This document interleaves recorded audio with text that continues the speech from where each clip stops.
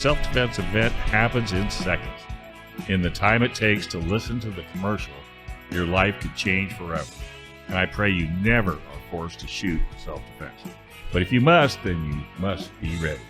That's why the USCCA exists, because every responsibly armed American should have their training and education to navigate a self-defense situation. And should you ever need it, the 24/7 critical response team is right there for you. To discover more about the USCCA, visit uscca.com/GOR. Act now, because the life you save could be your own. Remember, uscca.com/GOR. What's up, everybody? Let's kicking, brother. Okay, so everybody be aware, it is an election's coming up. We're less than 2 weeks away. In fact, we're a week and like 2 days away from a very important election. Every election is important.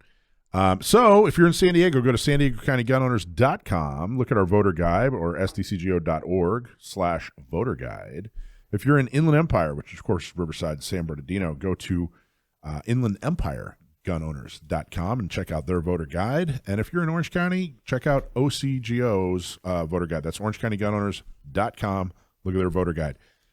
All of us have researched and vetted thoroughly candidates that are pro-Second Amendment, that are viable, that have character, and are effective. And we've compiled a list of them for you to vote on. These are local boards and councils, sheriff, county board, city council, mayor, all these local, school board, all these local boards and councils that make important decisions about your life every single day. And, of course, in San Diego, I think the most important, or at least the most, I honestly, in those four counties, in Inland Empire, Riverside, San Bernardino, Orange, San Diego, I think the most talked about, I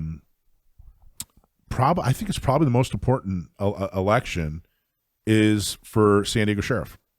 And the reason it's most talked about is that we're in a fairly unusual situation where we have a true anti-gun. First off, there's no incumbent, but we have a true anti-gun, gun-grabbing Republican running for sheriff, and a true ally who's been extremely helpful, and she's a Democrat, and she's running for sheriff. And there are a lot of folks who have trusted the Republican voter guide for years, and I got to tell you, the Republicans usually get it right. They usually do a fairly good job, but not always.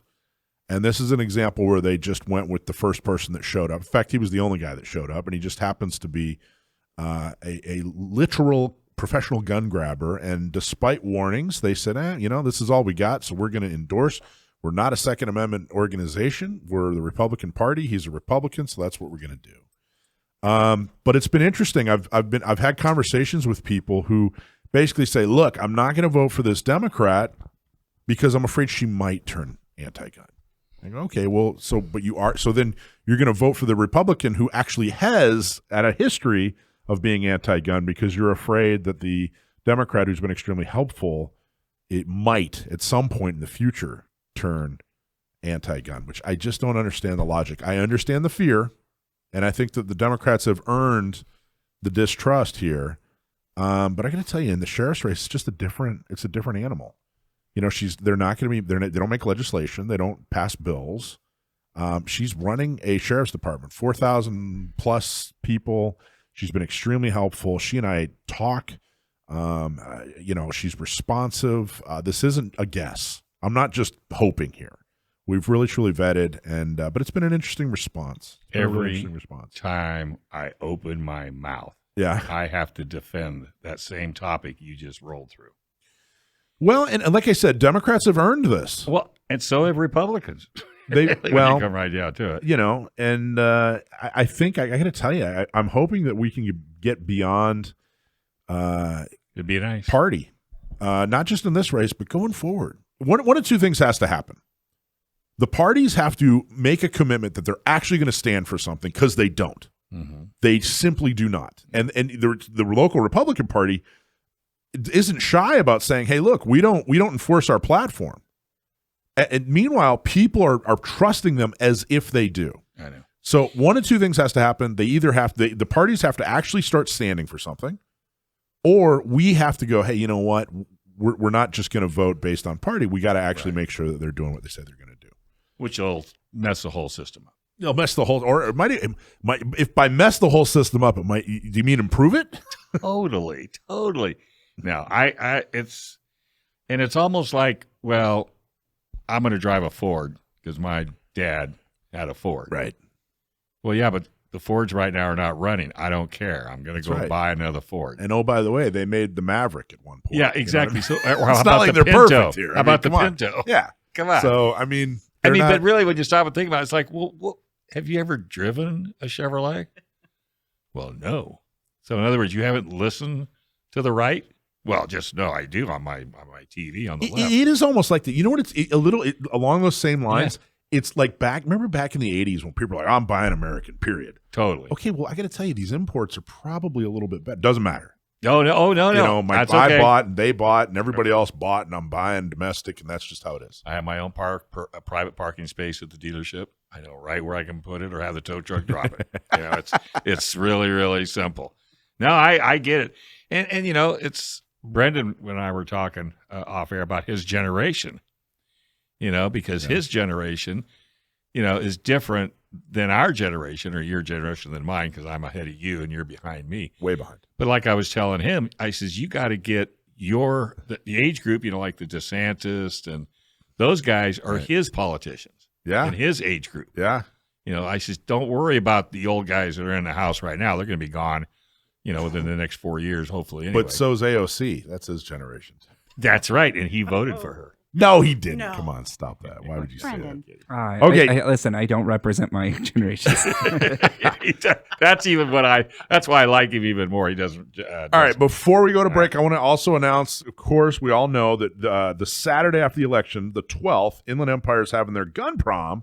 AWR Hawkins is the keynote speaker. Right. Still tickets available, so please go to gunprom.com, buy tickets, sponsor a table. The other thing I wanted to talk about, too, and we'll talk a little bit more towards the end of the show when Sam the Gunman's on, he is, if you noticed, if you read the email on Thursday, Sam is now going to do a blog a week for us. And he did a fantastic blog on body armor this last time and the legalities that body armor is facing. Wow. So look for, Joe's still there. He still writes blogs for us as well, but we also have Sam the Gunman who's going to start doing some articles. And Joe Petrolino, the Pen Patriot, actually went out of his way to send me and Sam both an email saying, man, this is really great work. So we have even more great authors on our blog. Check out the blog section on San Diego County gun owners, Inland Empire gun owners, and, of course, Orange County gun owners. And then our next section, they're trainers here in San Diego, fantastic guys. And, of course, Alicia, back from your AR class. Yes, I am. You survived? I did. Barely, but yeah. I want to make some time, probably maybe in a couple segments here. I want to talk to you about that AR class. It sounds interesting. Yeah. Paul and Bill from 2nd Firearms Training, LLC are in studio and get to know more about them. Up next. But first, if you have a legal matter that involves firearms, then you need to call our California firearms lawyer, John Dillon, especially if you have questions about red flag laws, gun registration, gun transportation, or maybe you just need to know that your guns are California compliant. Call our trusted firearms attorney, John Dillon. John Dillon specializes in California gun laws. Call him at 760-642-7150, or you can visit him on his website at DillonLawGP.com. All right, our first guest in the studio with us from 2A Firearms is Paul Gooding and Bill Mclaren. Gentlemen, how are you? Very well, thank you. Did I say that right? Is it 2A Firearms? Is that how you...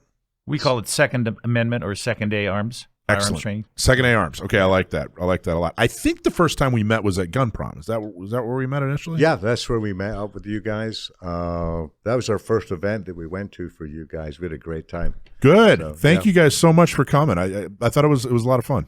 Did it remind you of a prom? It was kind of like a prom with good cocktails. But it was really funny how that all came about because it was not called the gun prom. I think I'm going to take that. That's the idea. It's a really good prom, or it's a prom with good cocktails. We're looking forward to next year. Yeah, it'll be fun. Yeah. Now, Bill, I've heard about you for years. I can't believe it took us so long to actually meet in person. Very reputable trainer. Have a ton of students. Done a fantastic job. And another thing that makes you unique is there aren't a lot of firearms trainers with that accent. Well, Right? it's a little different when you got an accent, because people tend to pay a little more attention to you, Yeah. especially the ladies. Okay. It works, So I have to ask a much more But- important question. There, Are you related? I was going to ask that too. Are you related to the Mclaren family? I knew that was No. coming. Don't you wish you were? No, oh yeah. And I then just when, had to do that. when they hear my American accent, although I was born in the UK, they go, we've heard that guy before. Is it a coincidence that you guys were both born in the UK? No. Yeah. Okay. It's not like your families or No. Close. nothing like that. We drink different drinks too. So What do There you you go. drink? I'm vodka. Well, That's me. there's nothing UK about that. You don't need to ask me. It's malt scotch. Now you're on my now side. give me a Guinness. It's a good story. So anyway, back to what Oh, you we're not asked. going to ask Alicia what she's drinking? Nope, she's just going to grin. Okay. Sorry Nope. about that. Go jump in. Go on. So, yeah, we're both from the UK. And I spent my background's British military, came out here in 96. Before I came out here, guess what? They took all our guns away. Yeah. Yeah. What was that like? It was horrible. I mean, I don't. It was literally Yeah, but horrible because how it did they wasn't do a. it? How did they come into your house? No, they just one day it was announced that you can no longer own a firearm and you must turn it in. It's very much similar to what's It going on in Canada literally- right now. It was a confiscation. How? I don't think that calling it. That's not hyperbole. No. I think it was. It had to have felt Terrible. enormously violating. Yeah, the problem was that, I can understand the mentality for why people were afraid. There was a shooting in a junior school. Lots of kids were killed. It's a heart-wrenching thing. Yeah. But instead of looking at what caused that person to do that, they punished every law-abiding gun owner in the UK and took away our guns. Well, I think the other thing is another important point about that is they didn't have to go door to door, did they? No, They- people voluntarily turned them in. And I get it. Everybody out there listening is crossing their arms right now and saying, "Well, I wouldn't do any of that." You know what? You probably would. Yeah. You probably would. The first neighbor of yours who gets turned into a felon and goes to jail, boom, you're turning it in. Yeah, that's happening in a right away. Right away. And no one, I mean, if you look at how we all behaved during COVID, everybody complied. So I don't want to hear it that, oh, well, I'm just going to wait until the worst happens and then I'm suddenly going They're going to have to get through my front I'm going to door. be tougher than a federal SWAT team. No, guys, it's not real. I think in this country there'd be way too much upheaval if they even tried to do something like that. You know, they've been trying for years at every angle to work around us having our firearms, but to directly come straight to our homes or tell us we have to turn them in. I think we're a long ways from that, and I think this country will fight for our rights. And I think it's because everybody has seen what's happened in England. And I think Australia, isn't Australia? Yeah, Australia's. So, I mean, we see the moss coming this way. The big thing that scares me right now here, Yeah. because I've seen it happen. I've been there. My guns were taken. Right. Okay, I know why they do it. If you listen to all our politicians, what do they talk about? They talk about democracy. We don't live in a democracy. We live in a constitutional republic. It's not mob rule. Right. Majority does not rule. That's the problem with the UK. It's not a constitutional republic. It's a democracy. Therefore, they were able to take away our guns. Wow. We have a different set of rules here. We have legal rights, and we give the government power based on what that Constitution says. We did not give them the power to take away our guns by majority rule. We have the Second Amendment, and really that's one of the reasons we called our company, Second A Firearms Training, because we are firm believers in safe and responsible ownership, and that's why Bill and I do the training. Yep. We San Diego County Gunners and Orange and Inland Empire, we say that we represent sane, trained, law-abiding gun owners. Absolutely. If you're not all the above, then we're not representing your. That's not. You're not our demographic. That's a T-shirt. Yeah. Well, yeah, or a bumper sticker. A bumper sticker. So, what brought you to the United States? How much and how much did that gun situation, that confiscation, that violation, how much did that weigh into your decision and coming to the U.S.? Not at all. No. Why would I come here? A woman. Ah, all right. Well, there you go. No, my wife is American, and when I got out of the military, within 3 days I was here. Oh, wow. There you go. Man after my own heart. So how into firearms were you in England? 16 years. I joined the military at 18. 16 years in the military, got out of the military, came here. I've been doing this ever since. Wow. My life has been around guns. Right. I purchased my first firearm when I was 18. What was And, it? What was your first? It was a Lucas McCain style Winchester. Had to have it. It was a fake one. It was a real 22, but I had that, and my first pistol was a .357 Magnum in 1981, and it was great. Those are two huge. great firearms. That's very American. But since then, I've been training all my life, and I've spent the last 10, 12 years with Bill here. And, Yeah. we all know Bill DC in San Diego. I spent some time with him, and Never heard of him. Never heard of the Never guy. heard of though. that guy. But He's it's been listening. a gun has been in my home since I've been around. But the key thing is I've always been responsible about training. Yeah. And there's no accidents you can have with a gun. If you have the accident, it's probably over. So training. What got so you? crucial. What got you into instruction? During COVID, I was bored. I was semi-retired. I had spent the last 10, 12 years working with Bill off and on, training down at the San Diego Police Range before they closed. Yeah. How tragic was And, that? oh, it's terrible. Yeah. But the idea of I was a small business developer, so I've ran businesses before. Mm-hmm. I've been training with Bill and shooting all my life. I have the certifications in many, many areas. So I said to Bill, I don't want to work full time. Let's open up one in San Diego since he's got Oceanside. And he was all in. And 2 years later, we've opened up our second classroom. Things are going great. Are you and still part-time? I never was. He's always been part-time. I was going to say that lasted all of about, 30 minutes of this conversation. We're going to put something together Well, that I don't want to have to work full time. Fortunately, Bill does come down every other week, so we split the duties, and I do get some time off. But I'm just passionate about it. I like running a business. I'm good at it. I love training, and the reward of seeing people that sparkle in their eye when they go, oh, look what I did, look what I did. Yeah. When you develop that skill set in them and it's just the beginning, you're witnessing, the beginning of something for people that could save their lives, just another sport to get into. So it's really rewarding. Now, when the Bruin case came out, did you guys pay much attention to the Bruin decision? And I didn't. No. I actually had it taken apart. We got a couple of. You talked about USCCA earlier. You were doing an ad for them. We're actually partners with USCCA. Yeah.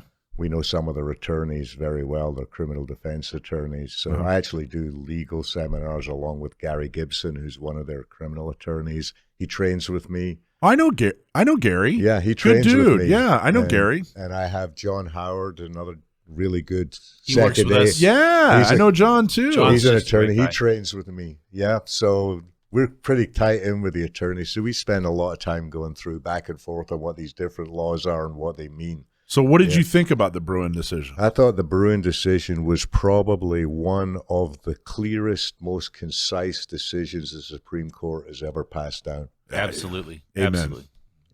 Amen. I way better than Heller. Oh, well, Heller stopped short because they didn't want to go where they hadn't been asked to go. This one, they had no choice but to go the whole way. And they did it very well, and they did it very clearly, and it has very clear ramifications for states like California, New York, Illinois. Well, it's interesting also right now to see how strong the Supreme Court is acting in ways, whether you're for or against guns or the abortion. They're really ruling on some serious topics that haven't been really addressed in a long time, that are overdue. And again, it's not whether you're for it or not. It's the Supreme Court that has the right to make these decisions. They're getting involved. Or in some cases, they're detaching themselves from what's going on and saying, we don't want to be a part of that. Let the states run it. So for clarifications, Yeah. for somebody maybe just Sure. tuned in, Yeah. what is the Bruin decision? The Bruin decision was a Supreme Court decision. It was a case that came out of New York, and it was the first time the Supreme Court had ruled on the Second Amendment in about 10 years. It was And the Shall versus May situation where there were 7 states that were May states. And the And rest, that means the state would say, well, the Constitution says in the Second Amendment, you shall have the right to bear arms. And the 7 states that were May states were the state would say, well, you shall have the right, but we may decide if we don't like your decision or your reasoning for it. And the state took in and overrode your actual rights. Took away all the subjective malarkey. The subject, that was and now California. today, if you're over 21 in California, you have a clean background, you have the right to get a concealed carry permit. I'm sure there's some constraints, but there's very few or little now, other than the fact that the laws have been changed. And how many? I mean, you've been able to. You guys have been in business a long time. For the last, since about 2017 is when they changed the policy. It was really full swing 2018 when you could really truly get a CCW. That became political because the sheriff was obviously trying to keep his job and his position for re-election, and we pressured him. And we pressured him, and at the same time, that promoted him to start opening up to different industries, say the mortgage industry, where people were going into people's homes, the real estate industry. They started loosening up on areas. Well, everybody. Honestly, anybody. If you could string together about 13 sentences, you were getting a CCW. From 2018 on, there were no more denials due to good cause. Hey, Orange County Gun Owners is dedicated to preserve and restoring Orange County and self-defense rights. And if you live in Orange County and you want to help defend and restore the Second Amendment, you need to join. OCGunOwners.com/join. Orange County Gun Owners is more than supporting the lawsuits for the Second Amendment. They have developed an effective infrastructure that focuses on local outreach and activism. Volunteer at a shooting social, at a gun shop and tabletop, and help more pro-gun local officials get elected. Become a member today at OCGunOwners.com/join. Okay. So we're back with Paul and Bill. Yeah, and we asked the question right before. So just real quick, 2017, the sheriff actually won a lawsuit against the NRA, and the courts said, nope, you don't have to issue. We put a ton of political pressure on the sheriff. He was trying to get reelected.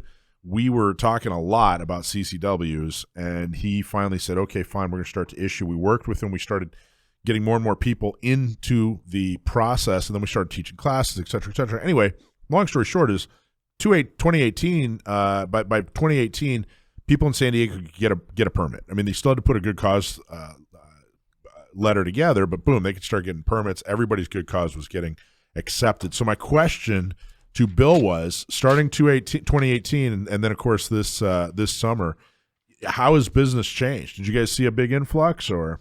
There's been several things that affected that. Yeah, the sheriff opened up, but at the same time, literally COVID hit. Yeah. And the sheriff shut down. So we had a spike where classes got bigger and then all of a sudden, boom, it dropped way off.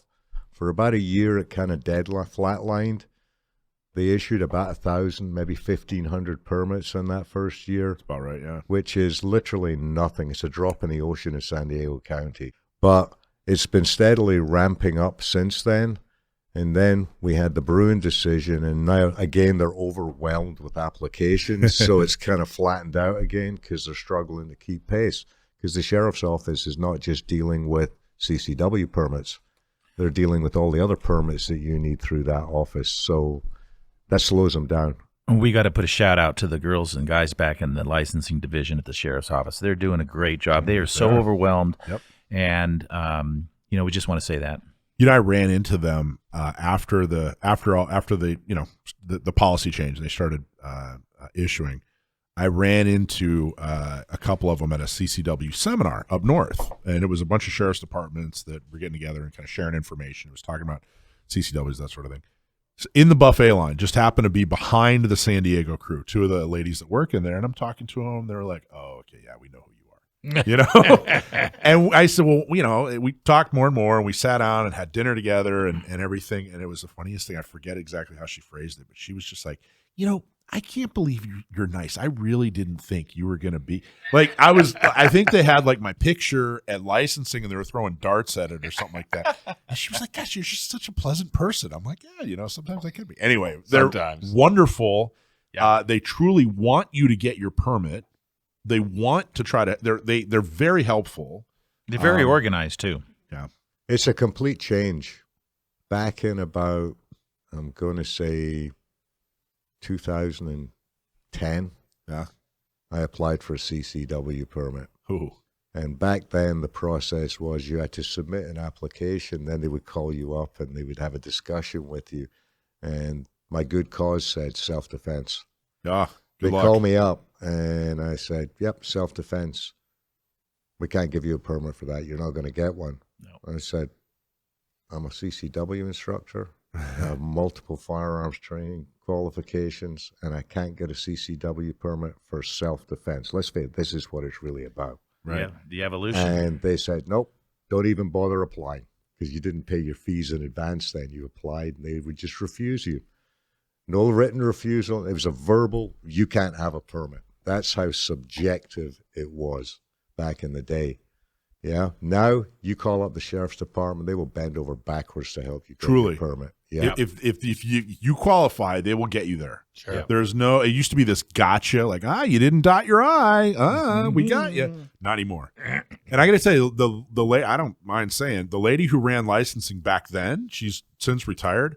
I worked with her on a number of things. She was as anti-gun as the day is long. So it's not surprising. And the ladies down there now are guys and ladies down there now are wonderful. They've done a great job. The department has a completely different attitude. And that's one of the, I don't want to circle back to the election again, but that's one of the reasons we endorsed Kelly Martinez is because they've been so wonderful, you know, not just on CCWs, but on issues in general. So did you guys also see, everybody seemed to experience, you know, the mostly peaceful protests across the nation from, you know, with the BLM and all that. Did you guys experience a big spike in new gun owners and people that had a new, interest in self-defense? Here's what's interesting. I can't remember the numbers off the top of my head, but I think in that COVID period when guns were almost impossible to get, Right. given that guns were almost impossible to get, there was more than 2 million new gun owners in Right. California. Yeah. Okay. Well, CCW dropped off because the sheriff's department wasn't processing. However, we used to run a basic pistol class once a month for about 10 people. I was running 2 a week for a year and filling them all with all the new gun owners. That's how many new people were buying guns. The sad part is that means that probably 1% of the people who bought those guns got training. Got the training. That's the scary part. And I'm happy to see that this growth has also included many women. I'm seeing a lot of women coming in by themselves without their husband, and they want to get training, or they've purchased a gun and they're saying, I know nothing about it. I want to protect myself. Well, how are they allowed out of the house without their husband? I don't understand that. They've got a gun now. Quick, everybody I know. jump up on the table. Let's get Everybody, wait for the emails on that one.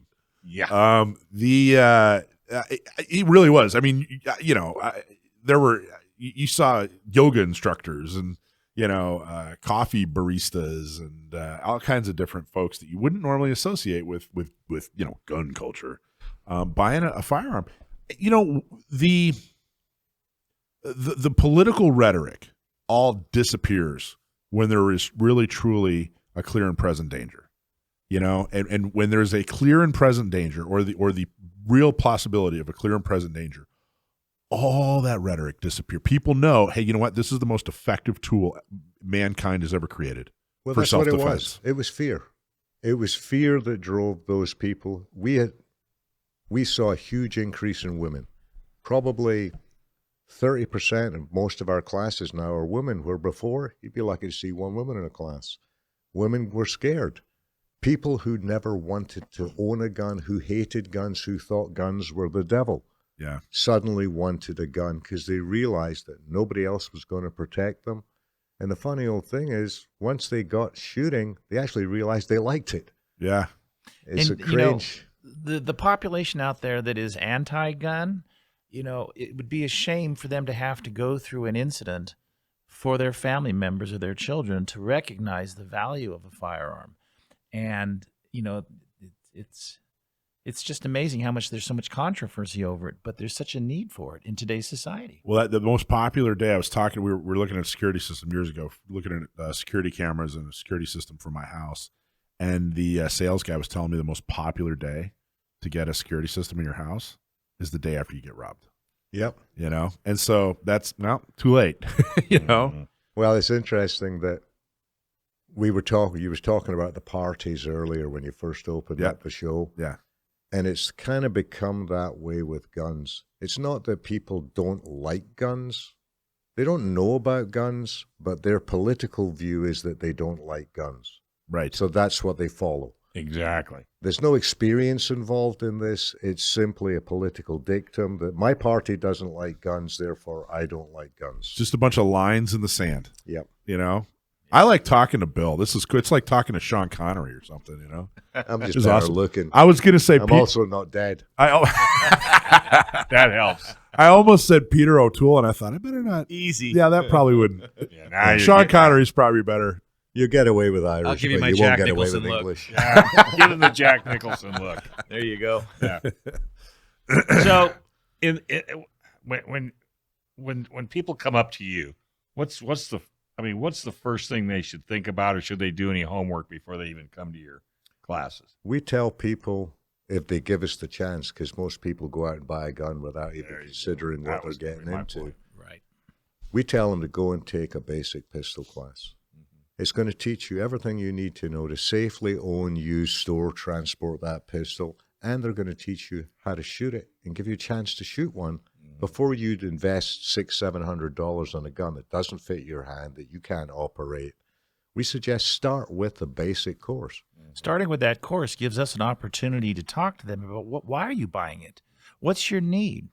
If it's concealed carry, there's avenues for that. If it's a home defense gun, it might be a different caliber.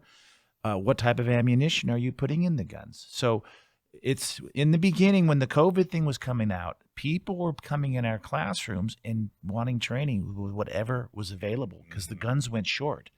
And so they were buying anything. And we were finding people with small hands or women buying these huge guns. And it's a shame they didn't have the knowledge. They just ran out to do it. Today, we can guide people on a discussion about it. And if it's going to be in the home, who's going to be in the home, and what safety precautions, so on. There's just a realm of information that needs to be talked about before you just go out and buy a gun. And then more importantly, after they've purchased it, they've got to get some training. And they've got to understand safe gun handling skills. It's just paramount in today's society. And what I see in our classrooms today with people that come in, most people that don't shoot well, almost all of them, I realize they don't even know how to hold the gun right. It's just as simple, you get in your car, you got to know how to steer the wheel. No, you're absolutely 100% correct, and I think that's the biggest thing, like you said, in purchasing a gun. Because everybody here knows at least 5 people that went and bought a gun and never shot a gun in their life in the last 6 months. The most important thing about firearms, period, is safety. Yep. And knowledge. Right. And and sometimes these people have attitudes that are just all backwards. It's about safety first, always number one, paramount. And the way I look at it, if you're going to think about getting a gun and come to you guys and you fire a gun and you don't like it, That's a lot cheaper than buying one. pilots can fly almost every day. We're over here close to the ocean, the desert, the mountains. It's wonderful up here. So that's why San Diego is one of the best places to learn how to fly in the world. You can learn to fly right here in San Diego, right at Montgomery Field. Getting started is super easy. Just call them at 858-569-1822. Learn to fly at SDFTI. That's 858-569-1822, and tell them we sent you. All right, so we've got the trainers back for another. So how do people find you? What's the best? What's your website? Where's your location? All that good stuff. We're located at 7841 Balboa Avenue, and that's about 2 buildings down from Balboa and Convoy, right next to the gun range. Our website is the number 2, the letters AFTNG.com, and our phone number is 858-737-8662. We'll always get back to you if we're on the range, so just leave us a message, or we'll get a hold of you when you call us. Nice. And we'll put this probably information on Absolutely. Well, it'll be up on your website. It'll be up on Gun Owners Radio, and then of course we'll have it up on the YouTube channel. Right. What was the question? What were we about to talk about? Oh, we had a story. We were talking Tell about the story. There you go. COVID, Yes. people buying guns that Yes. they shouldn't have bought. Part of this, and it's a funny story, but it's not funny when you think about it. Right.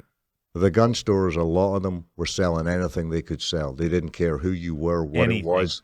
If they could put it in your hand, they were going to put it in your hand, regardless of whether it was the right gun for you. There was no thought, just make sales. Still passing a background check and everything. Yeah, you got to yeah. pass your background check, but they didn't care whether this was the right gun for you. It's like a used car salesman. Yeah, he just needs to put your bum on a seat. Okay, Hey, so this I'm taking offense to this that. very nice lady came to my basic pistol class, and she brought her gun that she'd bought at X gun dealers. I'm not going to say the name on the radio. So I asked her if it was loaded. She said, I don't know. So I opened the case, took the gun out.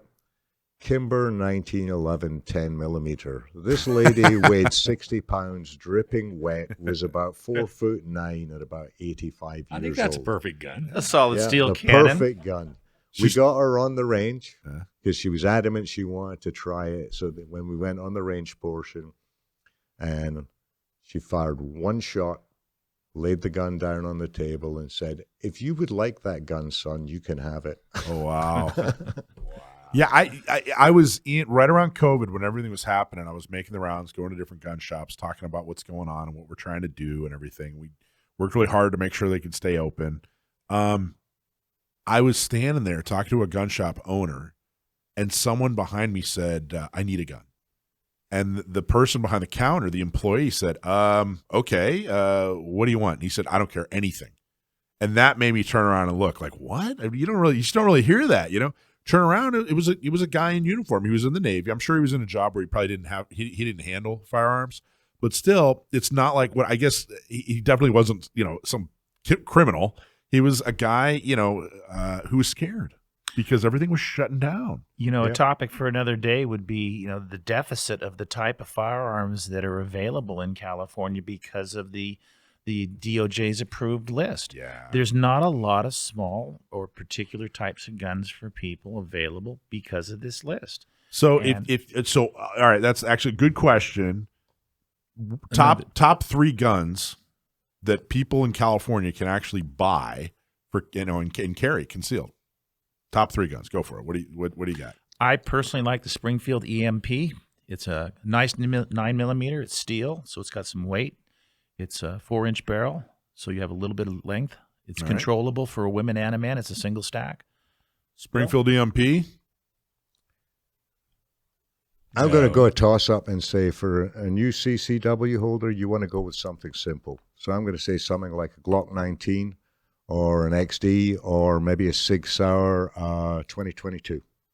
They're very usable guns. They're not oversized. But the bottom line is you need to take it to a range. You need to shoot all 4 of what we just mentioned here and make a decision. That's it. And there just aren't that many decisions. Well, the thing is, you can't even find them. An EMP, you're not going to find for a year and a half, but you will get a Glock or possibly a Sig. So, again, we go back to this viability of product. I have a friend, I do a lot of car stuff in other states, and they always ask me, so what did you just get knocked off your roster?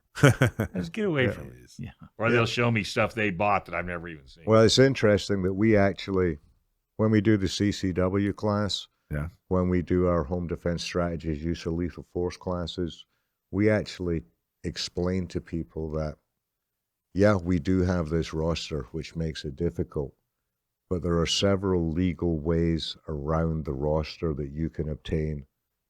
And we take them through these methods so that they can actually legally get an off-roster gun. We talk them through it and explain how it works because they can do it. Well, I'll tell you, who I think has benefited the most from this roster is Smith & Wesson, because that shield is enormously popular. You're not a big Shield fan? Don't like the Shield? Okay, the shield. I can't speak. I'm going to leave the room now. Here we go. The one that we get here, Yeah. okay, the rostered shield. That gun is not a CCW gun. That is barely a functional firearm. Wow. The new ones that you can get off roster are a far superior gun. I recommend if you want a shield, do not buy the California They're dumping one. their junk in California. Well, I think they just got it. It's an old version and it needed some improvement. Is It needed that a lot of improvement. what? Talk to me. What don't you like? So when they come out the box brand new, Yeah. I'll tell you right now, most people can't even get the slide to release. Yeah. Yeah. Right. The second thing is they can't operate the safety with their shooting hand. Hmm. They can't release the slide lock with their shooting thumb. It's It's light. so stiff, it is so tight that it's not functional. I find a lot of women are bringing these in because they're small, they're cute, they fit in their purse. But when you actually, even a man that's got a strong hand, when you discharge that firearm, a 9mm, it's like a little explosion in your hand because there's no weight to it. And you get these women that have, unfortunately, smaller, weaker hands. They can't control the firearm. And the most important thing if you're going to have a concealed carry firearm isn't what you're carrying, it's your accuracy. And they're not going to be accurate with this firearm. I don't have a lot of experience with shields. I've helped people, shoot like at our shooting socials, that sort of thing. But they're definitely popular. In fact, I think there's one in the room right now. Here's why. But is there anything? Here's my question though: is there? I've noticed that some of the shops in town have like different.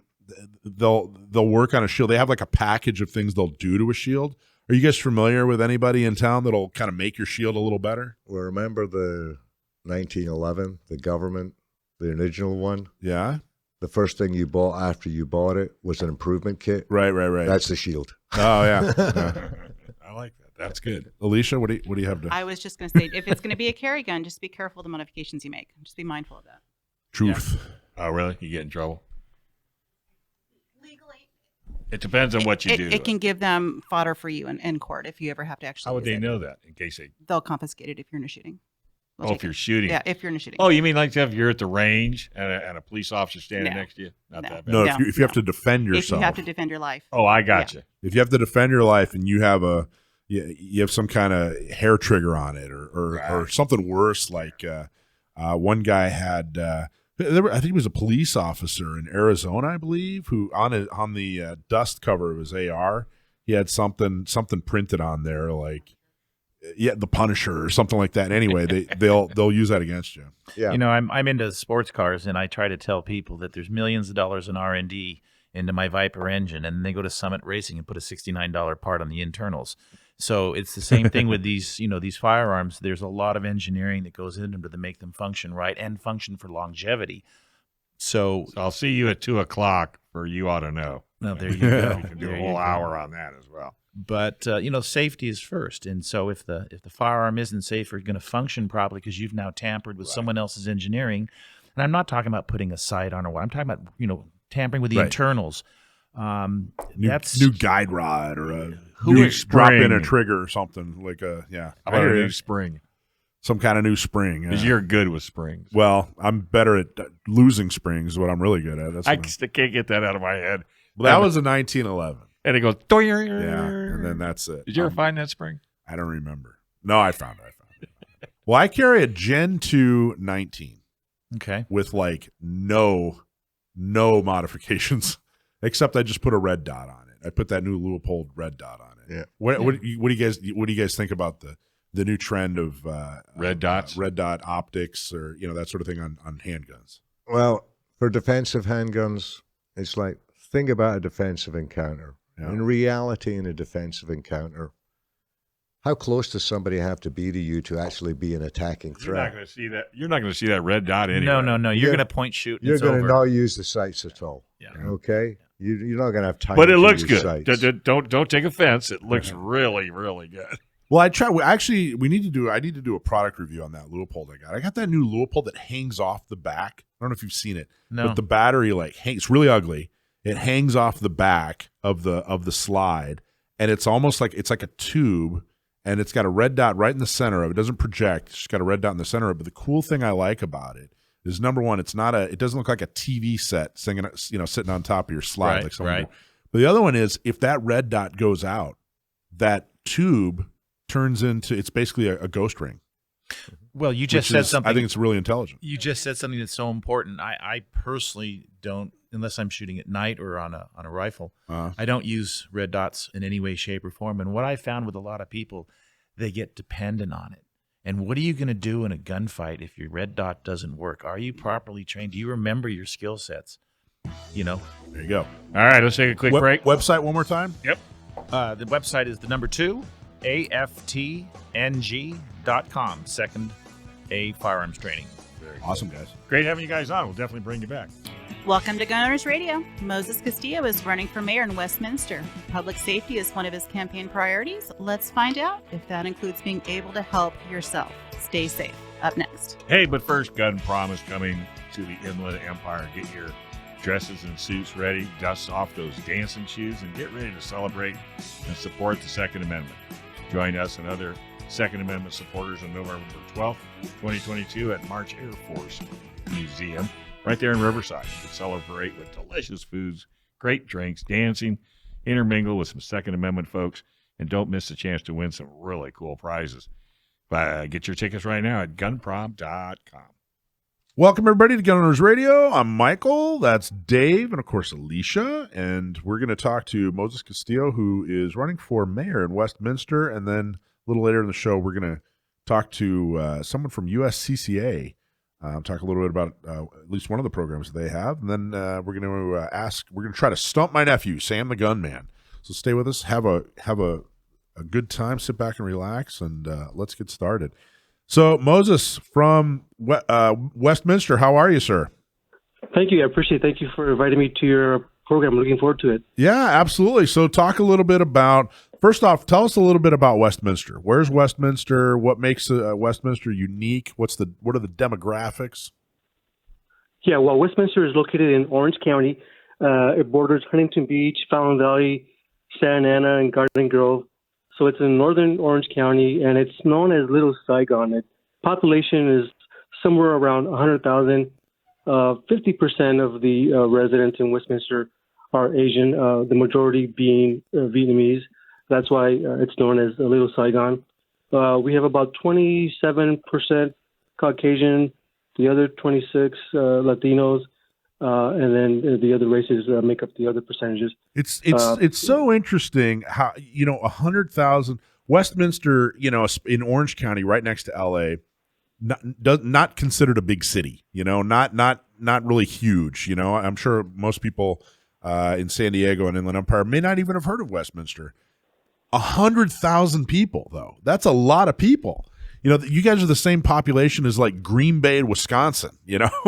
But in California, 100,000 people, barely. It seems like it's not even a blip, but that's a major city. I mean, if you're compared to the rest of the country. How long have you lived in Westminster? Almost 3 decades, and the entire time I've been a police officer or detective with the Los Angeles Police Department. I recently retired in 2020. It's more like a repurposed. I retired from LAPD so I could go work for a law firm in Glendale where we advocate for victims of sexual assault and childhood sex abuse. So I've still been advocating for victims even now. And that's why I want to run because, I'm tired of seeing what's happening in our country, our nation, our states, and our local communities. And I think it's time we get people in there that are going to put people first, support law enforcement, and put criminals last. Right now, California is known as the criminal's paradise. And I'm just tired of that. So this is one way of giving back to my community. I've pretty much for my entire adult life, I've been protecting and serving. And I want to do it as mayor for Westminster. And you can learn more about me at MosesCastillo4mayor.com. MosesCastillo4mayor.com. That's amazing. Talk a little bit more when you say you're tired of seeing what's happening in this country. Go into a little bit more detail about that. I think we all kind of have our own complaints, and we have a pretty good idea of what you're talking about, but what's something that's happened to this country in the last 10, 15 years that you want to help change as mayor? Well, I want to be a voice for the people, for one. I think that's one of the major roles I'll have as a mayor for Westminster, because many of the small cities are really run by a city manager, but I want to be a voice for the residents. And one of the issues I see throughout our country that I do believe will impact Orange County is the fact that there's 76 quote progressive DAs throughout our nation that are being funded by George Soros. Therefore, they're on this radical movement of advocating more so for the criminals and those accused of crimes than actually advocating for victims, and in most cases not applying the law as required to. And that's what we're having people run amok, do whatever they want, no bails, they get arrested and they get released and they get rearrested again and they reoffend, and it's a revolving door. And ultimately, sometimes at a very high price, it costs somebody their life, and families are devastated. And so, I've been very vocal and very active in the recall efforts of George Gascon, the DA in LA County, which technically the recall efforts have come to a halt and failed, if you will. But there are some legal maneuvering challenges going on, and the political action committee that's running that recall efforts have sued the County of Los Angeles, the Registrar's Office, and they do have a date coming up, a hearing early December on this very issue. And what they uncovered during their challenging of the signatures that were collected, because the Registrar's Office deemed many signatures invalid. So what they've done is they've gone in there and researched and make sure that they were invalidated by with reason and with legal cause. And what they're finding out is that they weren't. Many of them were not. But more interesting enough, and I think you guys would appreciate this, what they uncovered was this: that the number that the Registrar's Office gave the committee, say, you need to come up with 577,000 signatures to qualify for a recall. That was based on the fact that there's I forget 10 million registered voters in the county. Well, when they're doing this process, what they found out is many of them had died. Many of them have moved away from LA County. So that number was inflated so high that it made it impossible to reach the recall. Number. So they need to clean up the voter registration rolls, is what you're saying. Exactly. And if we would use the numbers that it's accurate, the accurate numbers, then actually this recall would qualify. Would have gone. Okay, so Moses, we're a gun show. Orange County Gun Owners is a Second Amendment organization. You are former LAPD. You now work for a law firm that advocates on behalf of crime victims. You've talked a lot about criminals kind of taking over the state and your town there. Where do guns fit into this? You know what? I'll tell you one thing. I've been advocating for gun owners and going against Governor Newsom. I could tell you that that bill that he signed in early July, and this is the headline of his actually press release. His press release says, "New California law holds gun makers liable.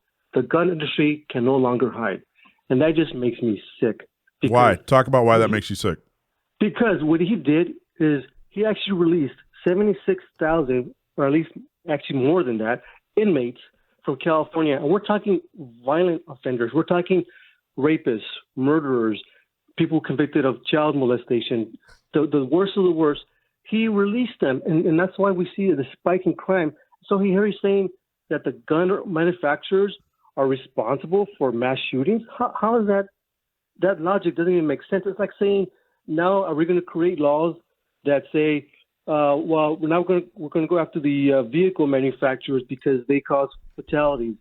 So that's nonsense. It's you think you agree? You think that it's a better world when people, sane, trained, law-abiding people are able to own the most effective self-defense tool ever created, which is a firearm. You generally agree with that statement? Absolutely. In fact, I think we need it now more than ever.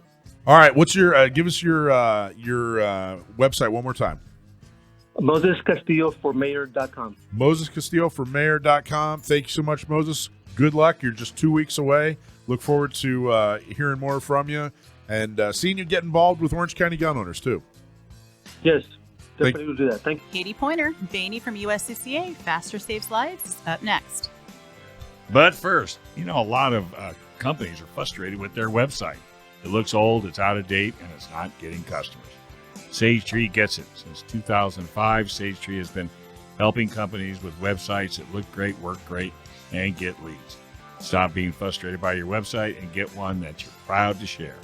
Contact Sage Tree today to get a website that makes the phone ring. Getting started is real easy. 866-728-9100, 866-728-9100, and let's get that website fixed today. All right, USCCA is a sponsor of Gun Owners Radio, fantastic organization. They're also a sponsor of, or have been contributors and supporters of San Diego County Gun Owners. Fantastic organization. Can't thank them enough for all that they do. And we have Katie Pointer Baney on. Did I pronounce your name right, Katie? You got it. Good evening, guys. How are you doing? Good. Doing well. Pleasure to be with you all. And you are with USCCA. I am. USCCA and the USCCA for Saving Lives, which I'm really excited to talk with you guys about today. It is a political action committee that we launched about a year and a half ago now that is working to advance the interests of responsibly armed Americans, primarily at a federal level. Again, educating and informing gun owners to participate in the political process, to understand what's at stake in every election, and to kind of be a one-stop shop for updates on federal 2A legislation, tracker, news, updates. We have an incredible website, USCCASavesLives.org, and it's a great political action committee. I encourage your listeners to go take a look. I was really excited. I remember when you guys launched this and made you were talking, made the announcements, everything. It sounds really exciting. When we launched San Diego County Gun Owners PAC, one of the questions we got often was, well, gee, there's so many other organizations doing this. What makes you guys different? So what made you guys decide, hey, you know what? We need our own PAC. We need our own organization that does stuff. And what makes you guys different? Yeah, it's a great question. I mean, listen, the Second Amendment is under attack at a local level, a state level, a federal level. So I'd like to say that there are never enough players in this game, right, advocating on behalf of responsibly armed Americans. I would hope that we're all in this together. But we really heard from the USCCA members across the country that they wanted someone advocating on behalf of national concealed carry reciprocity. That is kind of the single biggest legislative issue hurdle for gun owners today, right? Traveling between states, kind of convoluted patchwork of laws that can make folks unknowingly criminals. And we were responding to that by launching this political action committee. It's our number one legislative priority is national concealed carry reciprocity, seeing that signed into law and really advocating and highlighting candidates that are going to get the votes to get us to pass that bill. That's really our focus.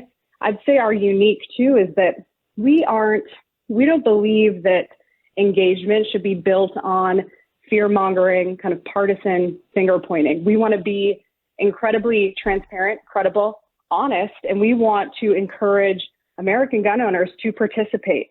You choose the candidate that best aligns with your values. If you care about your right to carry a firearm, you care about your right to self-defense, well, here are the candidates that are going to support that right, and really kind of allowing and empowering gun owners to make those sorts of decisions. So it's been a great year and a half, but we're just getting started. So for House and Senate, U.S. House, U.S. Senate, you guys vet those candidates, and do you rate them, or do you back one horse and not the other, or how does it work? Yeah, so for this cycle, this was our first cycle, we sent out candidate surveys to candidates all across the country. We were really looking at races and kind of evaluating a handful of factors. We're looking at races that are competitive, that have, a handful of gun owners in the area, or perhaps crime is a, really top of mind issue for voters. So there were a handful of, sort of qualification factors, but we sent that survey out to 100 plus, I believe, candidates.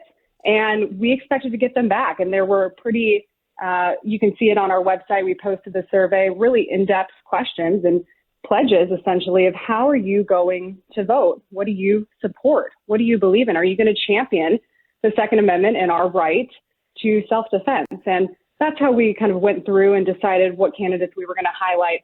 Our advertising campaign, it's pretty cool. It highlights the story of Jennifer, who is a mom of 4 and a domestic abuse survivor.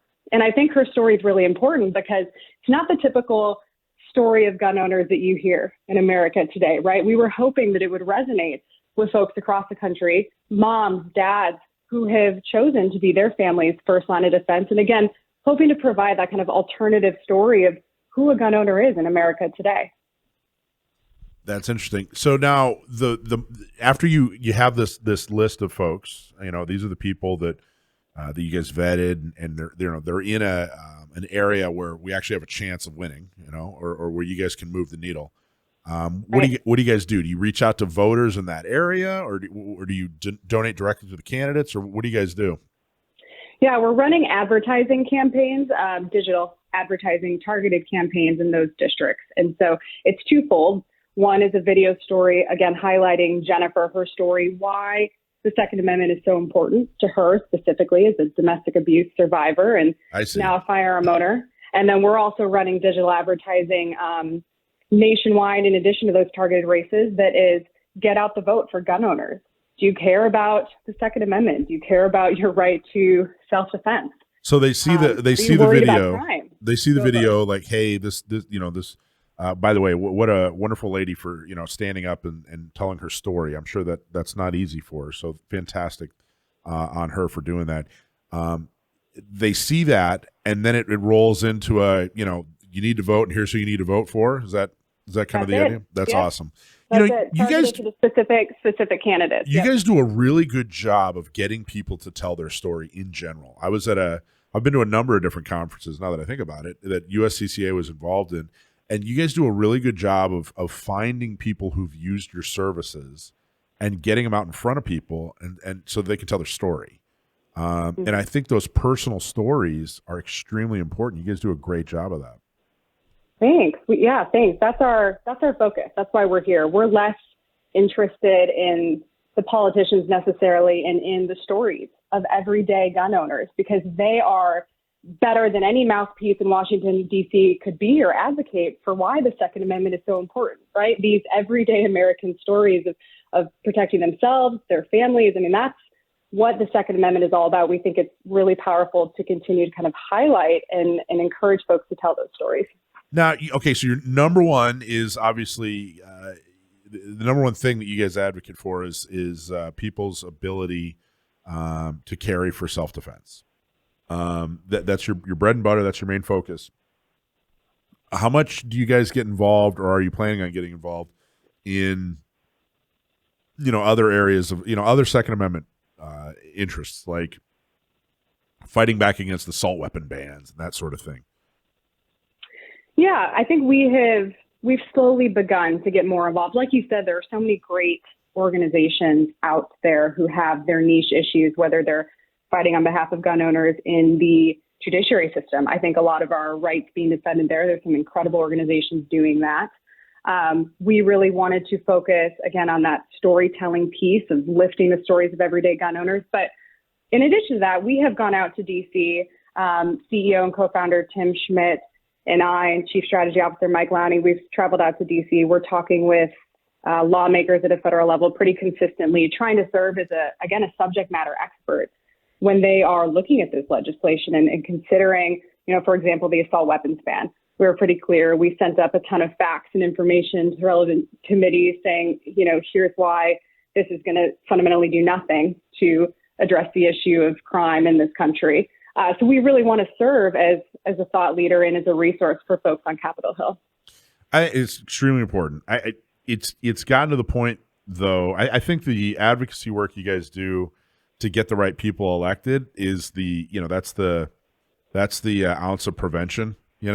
Once they're in office, trying to educate and influence them to vote a certain way, that takes 150 pounds of cure.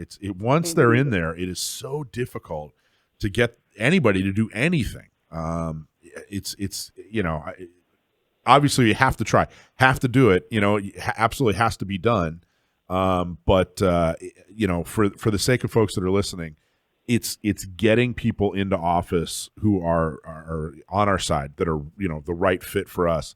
We really got to do a lot of focus on that. That's where we make a real true difference in the country. And that part's difficult too, because like you were saying, there's so many areas that it almost doesn't matter. You could put $100 million into an area, and if the political makeup, if the culture is just not there, it's a losing battle. It's got to be fought so strategically. But Mhm. I'm extremely excited about it. How do you guys raise money? Do you guys do you guys offer memberships, or what do you guys do? Primarily our fundraising is at a grassroots level. We have over 40,000 donors from across the country. We've raised just shy of $1 million, and very much our efforts have been focused on that grassroots experience, right? Trying to, again, energize, engage everyday gun owners to come join this movement, join our cause if you want authentic, credible, accurate information about what's happening in Washington, D.C., about your lawmakers. Then sign up and kind of join this movement of responsible gun owners. Our focus, again, really has been in that grassroots fundraising. And we've, again, in a year and a half, we've been pretty successful. But to your point, electing the right candidates is just the first step. Once they're in office is when the real work begins. And when we have to continue to defend the Second Amendment, to continue to advocate for legislative solutions like national concealed carry reciprocity, that going to make it easier for everyday gun owners to defend themselves and their families. It's been really exciting. It's been fun. I worked in Washington, D.C. for many years. I've been involved in politics for over 12 years, and this is exciting. How can people help? What's the website? If people want to donate and help be effective, help USCCA be effective with their new political action committee, where can they go? Visit USCCASavesLives.org. USCCASavesLives.org. Thank you so much, Katie. What an awesome job. Thank you. Thanks, Katie. Have a good week. Well, a self-defense event happens in seconds. And in the time it takes to listen to this commercial, your life could change forever. I pray you're never forced to shoot in self-defense, but if you must, then you must be ready. That's why USCCA exists, because every responsibly armed American should have the training and the education to navigate a self-defense situation. And should you ever need it, the 24/7 critical response team is right there for you. To discover more about the USCCA, visit uscca.com/GOR. Act now, because the life you save could be your own. Remember, uscca.com/GOR. Alicia, Yes, how are you? doing well. I heard a little birdie told me that you just took a class. I did. Tell us about that. So, ironically, through the USCCA, they have a new AR fundamentals instructor course. AR stands for assault rifle. Absolutely not. I'm gonna get so many hate emails after this show. And you earned it. You earned them. No. Oh. So Armalite. Oh. So what it is, it's a new program they have, and we actually were the first class held here in California. So the class that I attended was the first round of the newly USCCA sanctioned AR instructors run actually in all of California. So it's a great program they have. It's a great curriculum. If you've ever attended a USCCA course, whether it was a home defense, any of the myriad of classes that they have, their curriculum, their style, their approach is significantly different than the NRA or than any of these other institutions that provide training and curriculum and things. And it's a great course. How's it different? So how is it different? It comes from, well, first of all, you're allowed to have firearms in the classroom. Oh. Let's start with that. It's different. It is. So the way that it's different is it's very, of course, they start with the basics. We as instructors, they actually put us through it first as a student. So we saw it at that end user student level. So we had to, we sat through that PowerPoint. We sat through the handling demonstrations. We had to function and do all those. And then we got a chance to go out on the range and do all the live fire stuff from the perspective of a student. And I feel it's very important as an instructor to actually go through that as a student would see it, how they would experience it. So we went through that. They really take the approach of, this is an AR defensive course, essentially. So there is a little bit of zeroing. They'll spend a hot minute zeroing your rifle. And then from there, you just rock and roll. It's a whole lot of ups. It's a whole lot, it's a fundamentals, but then they roll you right into a defensive AR use. So you were learning how to teach the curriculum. Correct. And the curriculum was to teach people specifically AR pattern rifles. It's not so much patterning. It's more about. Was it an entry-level class? The AR rifle. Or first-time shooter of an AR? It comes from the perspective. Really, you could come in any level. You can be an experienced shooter, or you can be someone who is taking their AR out of the box. Absolutely. And so the class is really able to be tailored and structured around the student. So if you have more advanced students, you can move much more quickly. There's a number of drills and scenarios and things that you can do. But if you have newer shooters, you can take that a little slower, dial it back, and keep a little bit more basic until they're ready. And when are you going to start teaching this then? We are. We're going to, in fact, probably in December. Oh, cool. In December. So your first class. Who is we? We. So I hold the certification independently. It is mine. I can go anywhere and do it. However, I also do work for Discount Gun Mart, and they are going to be putting together the courses, looking at, and we're looking at doing it into a 3-segment course. And so starting in December. Well, that's awesome. That's very cool. Did you enjoy it? I did. It was fantastic. Did you go buy an AR? I'm waiting until Christmas. No, I am waiting. I'm hopeful that these restrictions in California are going to be lifted, and I'm going to go out and buy Just wait. what I want. I'm waiting. It's coming. I don't want to spend the dollars on a California complaint. I have one. I don't want to buy another one. So what do you want to get? I got to know. Yeah. I haven't decided. There's so many options. Out of California. Out of California. You won't be able to make a decision. You're going to have 12 ARs. You are going to have 12 ARs. Don't even go there. When those restrictions are gone, you never know. Well, that's and this is going to be through Discount Gun Mart. It will be. Okay. Correct. Very, very cool. Website will probably stay on top of the website. Can you get on a newsletter through Discount Gun Mart? Yeah, they do have a monthly newsletter. They do. So if you did that, then Yep. if something was They would be in because there. I think the importance. I mean, there's a lot of ARs out there. Absolutely. And I do a lot of people come to me for private instruction. I do a lot of one-on-one courses, AR things. But this is going to be a different structure. This is in a group setting. Another tool in your toolbox. It is, and it's a different environment. It's a different, those one-on-one classes. I love them. I love doing them. But I have an hour with those people, with those private lessons. It's just not enough time to get all of the repetition and the practice and all the content that this class and this course will be able to offer. That's cool. Bill, what'd you guys use in the military back in Great Britain? SLR. SLR. Foul to you guys. Yeah. Well, SLR. I had an SLR. Also, Browning High Power was my standard sidearm. Interesting. Dating myself now. It's a great gun. And I mean, in the 90s, actually in the early 2000s. I mean, that's FALs, AKs, ARs. There's kind of this big competition, and then somewhere in the early 2000s, it feels like the AR just kind of won. Would you agree? Well, the AR won because we didn't have the rights to build AKs. Okay, Right. So we're not building AKs. We're not allowing them to be imported. So basically, in America, the AR won. If you look at the rest of the world, the AK won. Oh, that's an interesting point. Yeah. I guess I should have specified. Really, when I'm talking about the AR winning, I mean me and my friends. Yeah. All right, let me ask. I got some lightning round questions here. Okay, so just quick answers. I'm going to go to Bill first. Okay, and then Paul. All right. So That's a real foul. Talk about lightning. Glock or 1911? 1911. Glock or 1911? Only 1911. Oh wow. So AR or AK? AR. AR or AK? Absolutely AR. 45 or 9mm? Either one, don't care. 45 or 9mm? 45. Remington. Okay, so the shotgun, Mossberg or Remington? Mossberg. That's interesting. Really? Yep. Have you? It seems like the only people that think the Remington wins are people who are former law enforcement Because all they were given. That's all. Yeah. Yeah, right. And I don't think. By the way, Remington, they're not bad, right? No, they're not bad. Yeah. For the money, they're bad. What do you?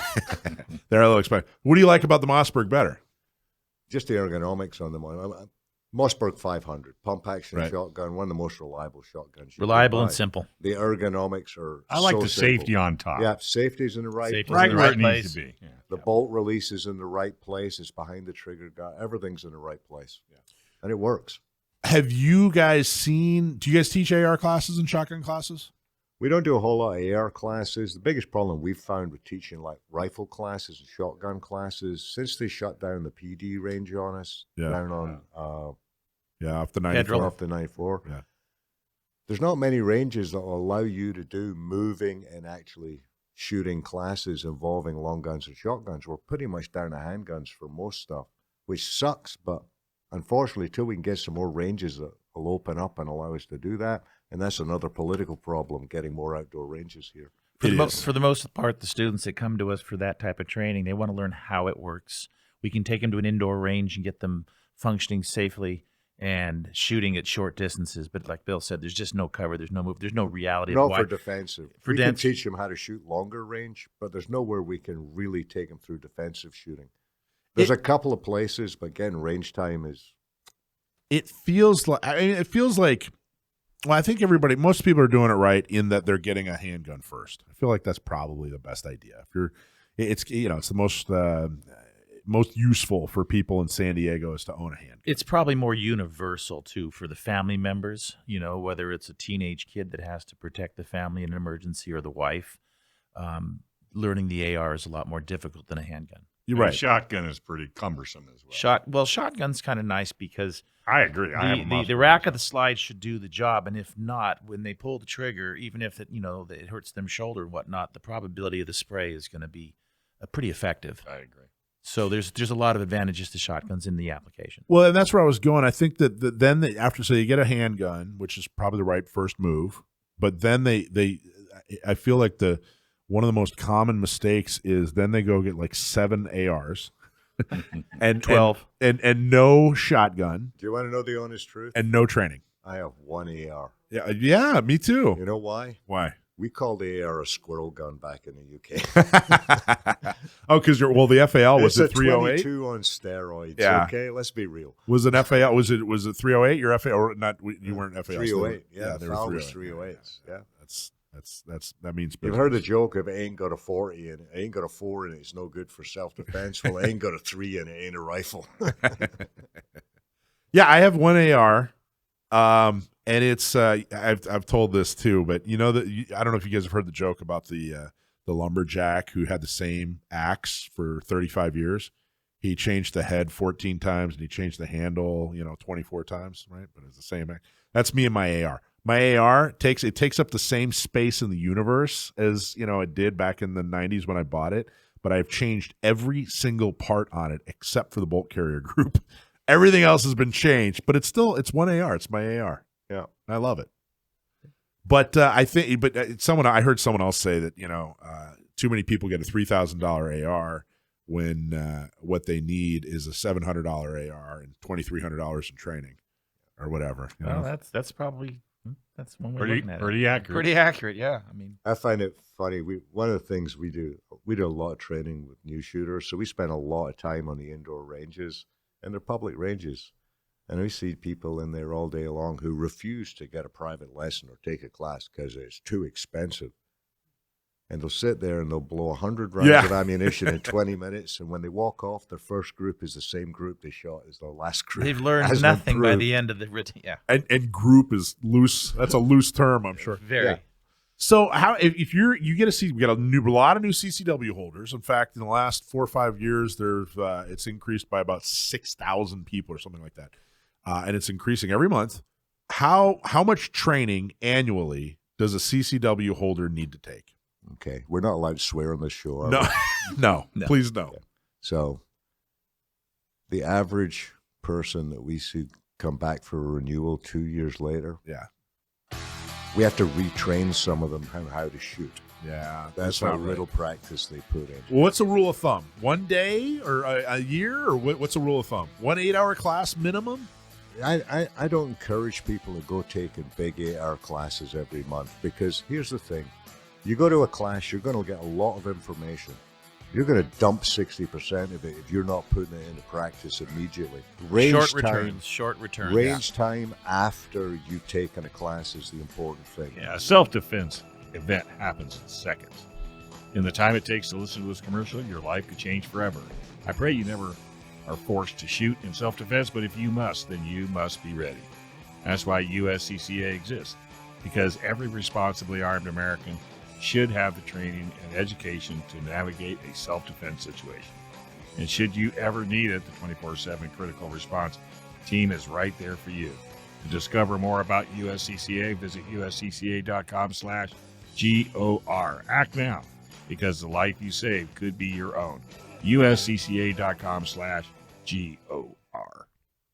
All right, everybody's favorite segment, our most popular segment, Stump My Nephew, Sam the Gunman. He's my nephew, and we found out a few years ago that he knows a thing or two about guns. In fact, so we started asking him questions. He started answering them all right. So if you send us a question and we use it on the air, we'll send you a hat or a shirt.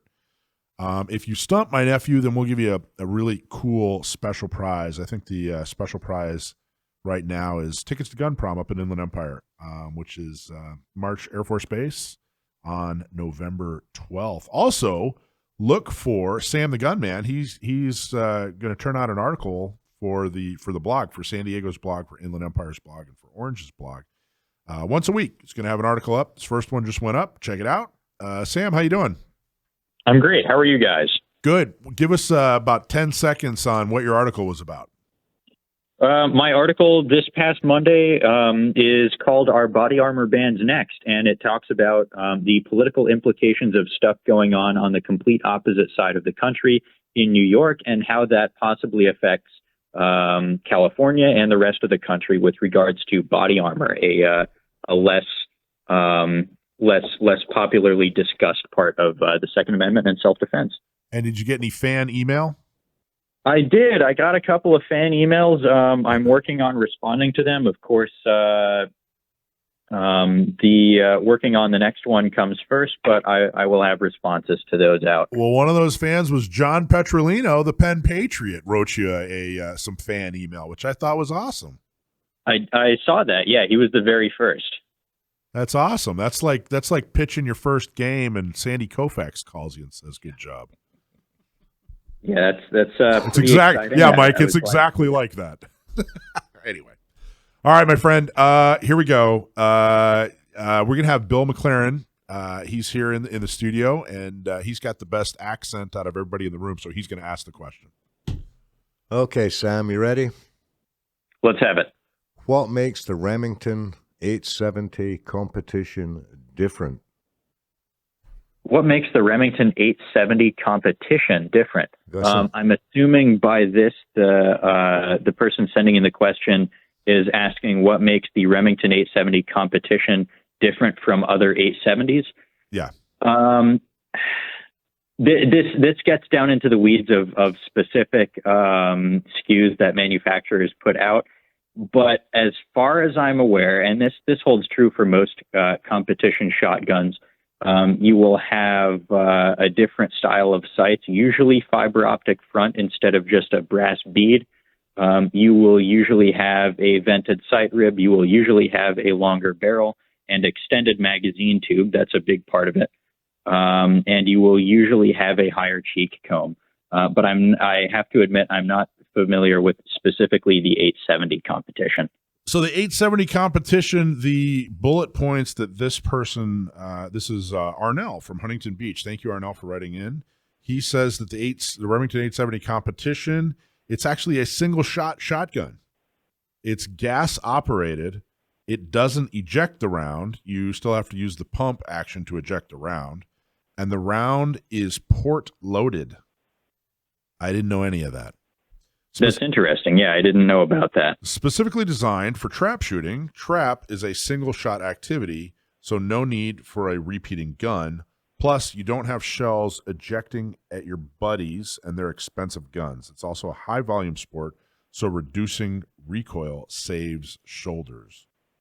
Oh, that's interesting. I did not know about that model of shotgun. I shoot trap recreationally, but that's an interesting one. I hadn't heard of that one before. I hadn't either. It's a good question, Arnell. Looks like you're going to get at least one ticket, maybe a pair of tickets. Let's see if Arnell has got it. Arnell, if you have a date, we'll see if you have a date. Maybe we'll give you 2 tickets to Gun Prom, which is not that long a drive from Huntington Beach over to March Air Force Base in Riverside County. So congratulations, you stumped my nephew. They got to pour salt in the wound and do a whole cheer session. Sorry about Sam. I didn't authorize that. No, it's fine. Oh, Brendan thought Brendan's that was funny. He thinks it's hilarious. Sorry. All right, my friend. What else is going on, Sam? Anything exciting? No. Same old. Everything's sort of boring out here. I guess boring in a good way. But all right. Is there a subject matter for your next blog, or should we just wait and see? I'll just have to say wait and see. Okay. No hints. All right. Well, thank you so much for providing. Excellent job. Unfortunately, they stumped you this time, but that's why we have you on every week. So we will talk to you next week, and thank you so much. Well, thanks for having me on. I'll try and save you a pair of tickets to Gun Prom next time. All right, buddy. Take care. Well, Bill, Paul, this is usually the part of the show where we brag about how great he is answering questions, but you came on a rare occasion where they actually stumped my nephew. It happens. Yeah. Well, so anyway. All right, gentlemen. Well, thank you guys so much for being on the show. Thank you guys so much for coming to Gun Prom and supporting the organization. It's awesome, and we're looking forward to doing even more together. And congratulations on all your success. Thanks for having us on. It's been a lot of fun. Hopefully we'll be back on soon. Yeah, we'd love that. We'd love that. And again, how do people get a hold of you? The website is 2aftng.com, or you can call us at 858-737-8662. Awesome. All right. Sounds like a plan. Don't forget, folks, get the voter guide. By the way, I ran you and Carl again today. Oh, did you? Yeah. Probably might run it again next. How we do? Well, I'm just rerunning it over and over because it was a whole hour of getting your butt out there. Use the voter guide from San Diego County gun owners. Use Carl's. And use vote, ours. And use vote ours for first. Martinez instead of Hemmerling. Right. Vote for Martinez. Use ours first, and then all the holes fill it up. Go back exactly to what because Carl's is a little more thorough. So I think ours is going to become a little more thorough. As it needs to because you have to quit ignoring Alpine. Well, the idea since you're a resident, now it's a temporary. prerequisite. The idea was that we were really trying to focus people in on local, and that's happened, and that's happening, and we're very happy about that. And by the way, I'm thankful that you didn't put "you're doomed" on the ballot. Right. But I think we need to. Something I didn't anticipate was that we don't want people to go to another. We don't want to have to get multiple voter guides. We want to try to be a one-stop shop. So I think we're going to do some coordinating with some other organizations to do a great job on the federal level. Or I'm sorry, the state level, and then we'll have a little bit more of an even fuller guide in 2 years. I think it's so important. Do you believe this election's almost here? It's like a week away. It seems to me like when they said we had like 60 days or 70 days. Jesus. When is it going to end? I know. Well, yeah, now when is it going to end? November 8th. And you know when the next election starts? The 9th? November 9th. Yeah. November 9th. I'm not even joking. I already have meetings lined up for next year, or I'm sorry, for next week. I already have multiple meetings lined up for the 2024 election. And probably the voter guide. Well, it's already begun. It has to. It's already begun. You can't, because if you lag, you'll lose. Yeah. So hey, folks, if you want to help us out, we need you to subscribe to our show and give us a 5-star review. And you can find it on any Apple Podcast, Google Podcast, YouTube, Spotify. And if you're out and about, check out our great sponsors. You need to join San Diego County gun owners, Orange County gun owners if you live in the area, or Inland Empire gun owners, or you can join all three. The Dillon Law Group, in case you get in trouble, PRMI Mortgage for all your mortgage needs, Sage Tree, get your website straightened out, San Diego Flight Training International, and U.S. Concealed Carry Association. Really want to thank Alicia Curtin for coming in and helping us out. She does an amazing job. Good old Michael Schwartz, couldn't do it without him. Sam the Gunman, and Brendan Thomas, who keeps us on the air somewhat. Action Jackson would be here, but the little guy's out shooting a competition. Yeah. So he'll be all over Facebook and Instagram, so you'll have to. That's right. Good luck, little guy. Hope you won. Hope you came in first. I'll bet you he came in first in his age bracket. I'll bet you he did, too. It's going to be pretty hard. And by the way, it looks like maybe he's going to be driving at Barona Speedway next year. What? So we're going to have to do something with the car, get it all San Diego County gun owners up. We'll have to get. We got to get some. We'll have to do an event out there. Get a bunch of fans. Wouldn't that be fun? Yeah, we'll get them out in the stands, and we'll do the wave. Yeah, and then we'll make him put him in the booth. When he's not racing, he can be talking about gun owners. There you go. Yeah, I mean, look, I can shoot better than you. Well, that's not hard. I want to say that. Guns scare me.